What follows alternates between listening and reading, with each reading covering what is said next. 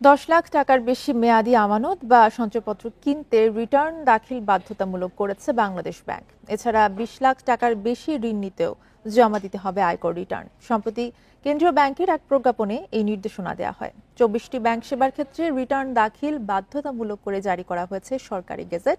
প্রজ্ঞাপনে সব ব্যাংককে নতুন নির্দেশনা পালনে চিঠি পাঠিয়েছে কেন্দ্রীয় ব্যাংক। গেজেট অনুযায়ী ট্রেড লাইসেন্স, জমি বা ফ্ল্যাট রেজিস্ট্রেশন এবং গ্যাস ও বিদ্যুৎ সংযোগ সহ বিভিন্ন কাজে রিটার্ন দাখিল করতে হবে। নির্দেশনা না মানলে সংশ্লিষ্ট কর্মকর্তা কর্মচারীদের বিরুদ্ধে শাস্তিমূলক ব্যবস্থা নেওয়া হবে বলেও জানানো হয়।